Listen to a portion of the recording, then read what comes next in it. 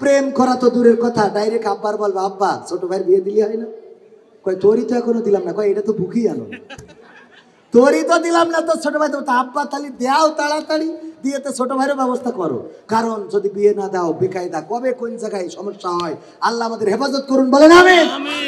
এছাড়াও আল্লাহর আইন যদি কায়েম হয়ে যায়, প্রতিটা সেক্টরে সেক্টরে নামাজের জন্য আমরা দাওয়াত দিই, রোজার জন্য আমরা বলি, রাষ্ট্রীয়ভাবে যখন পাশ হয়ে যাবে, আজান হয়ে যাবে, দোকানপাটগুলো বন্ধ হয়ে যাবে। যখন আজান হয়ে যাবে তখন সব দোকানপাটগুলো বন্ধ, ব্যবসা বিজনেস গুলো বন্ধ, গাড়ি ঘোড়া বন্ধ, সব রেখে মসজিদে চলে যাবে। আর কবির বিনস আমাদের এসে পায়ে ধরে বলা লাগবে না ভাইয়েরা আমার, আল্লাহ রাসূল যখন ইন্তেকাল করছেন একবার হুশ চলে যায় আর একবার হুশ ফিরে আসে। এই অবস্থায় আবু বকর রাদিয়াল্লাহু তাআলা আনহুর ইমামতিতে নামাজে দাঁড়িয়ে গেল। সবাই যখন নামাজে দাঁড়িয়েছে, আল্লাহর রাসূলের হুশ ফিরে পাওয়ার পরে আল্লাহর রাসূল কানে শুনলেন মসজিদে নববীতে কোরআনের তেলাওয়াত শোনা যায়।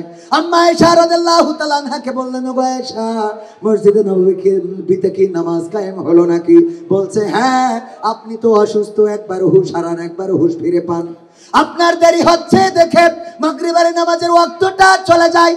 আমার পিতার ইমামতিতে সাহাবীদের অনুমতিতে নামাজে দাঁড়িয়েছে। আল্লাহর নবী বললেন, আমাকে একটু সোজা করে বসায় দাও, আমার মুখটা মসজিদের নববীর দিকে করে দাও। আল্লাহর নবীর মুখটা মসজিদের নববীর দিকে করে দেওয়া হলো, সোজা করে বসানো হলো।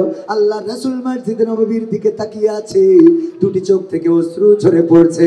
আল্লাহর নবীর এই অশ্রু দেখে আম্মা আয়েশা রাদিয়াল্লাহু তাআলা আনহা বললেন, ওগো বিশ্ব নবী, আপনি কান্না করছেন, আজকে আপনাকে বাদ রেখে আমার বাবা ইমামতিতে দাঁড়িয়েছি, আমার বাবার ইমামতিতে নামাজ হচ্ছে বলে হয়তো আপনি কষ্ট পেয়েছেন গো নবী, এই জন্য আপনার চোখে অশ্রু দেখা যায়। আল্লাহর নবী বললেন, ওগো আয়েশা, তুমি আমার অশ্রুর মানেটা জানো না, কোন কারণে আমার চোখ থেকে অশ্রু ঝরে সেটা জানো না।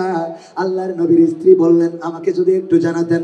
বিশ্ব নবী বললেন, ওগো আয়েশা শুনে নাও, আমি যখন নবুয়ত পেয়েছি, পাওয়ার পরে মক্কার গলিতে গলিতে কাফেরদের দাওয়াত দিতাম, ইসলামের জন্য, কোরআনের জন্য, আল্লাহর পথে আসার জন্য। আমার দাওয়াত তারা তো কবুল করেই নাই, বরং আমাকে পাগল বলেছে, আমার দিকে থুতু নিক্ষেপ করেছে, আমার দিকে পাথর ছুঁড়েছে, আমার মাথা ফাটিয়ে দিয়েছে, রক্ত ভিমকি দিয়ে বেরিয়ে গেছে।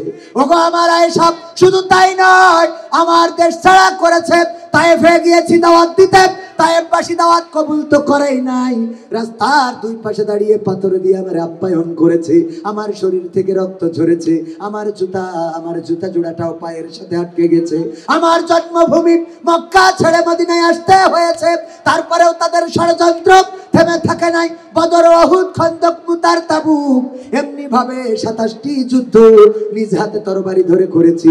আমি উহুদের ময়দানে রক্ত ঝরিয়েছি, দান্দান মুবারক শহীদ হয়েছে, আমার মাথার হেলমেট ভেঙে মাথার মধ্যে ঢুকে গেছে।